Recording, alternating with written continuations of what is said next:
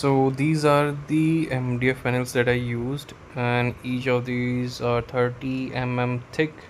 They are quite heavy and sturdy, and I had made sure that they don't, bounce back, or there is enough stiffness. While I have made the cutout and you know, use the tools here, and I have used here some couple of foldable tables where I can easily, put up the MDF panels, and I can cut them out through this DIY created rail guide for the machine, the circular saw machine. And this are the clamps that are gonna hold them when I cut, because these are thick panels and they may slide off and cause accidental damage.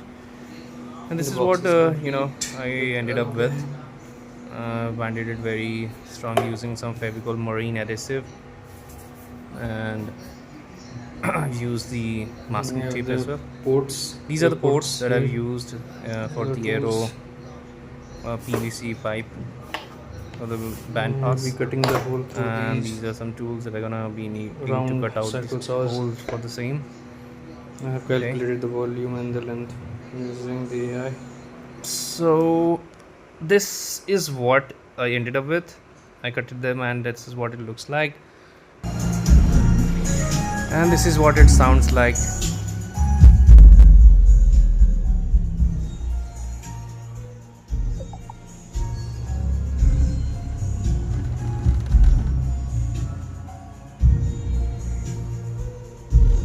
So the whole room, including the glass and everything, is it's vibrating or very loudly.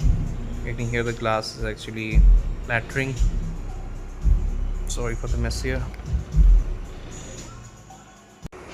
So I've used some gasket tape or the foam tape to seal the subwoofer with the enclosure, making sure no air leaks through it. And this is what it looks like after sanding and using additional 8 mm of MDF on the front side so that it can cover up the subwoofer. And this is what it looks like in the aeroports after using the trimmer tool to round off the pipes. It gives a very smooth look. I've also used these fiber sheets, or you can see polyfills, to make sure everything is stuffed nicely and cleanly to avoid any kind of vibrations or resonance.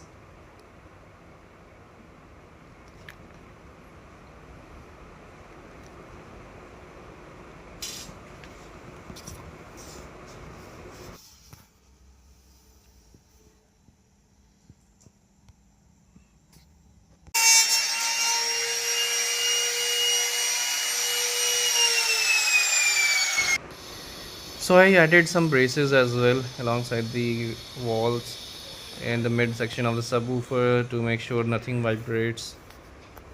But came to an issue that causes airflow inside the airports, these aeroports.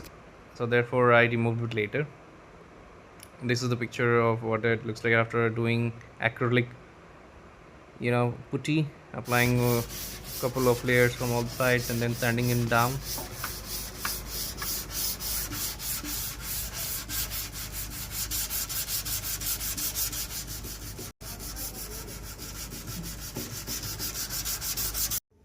Now here I have used some matte finish based black paint for the whole subwoofer enclosure, and this is what it looks like after one or two coats.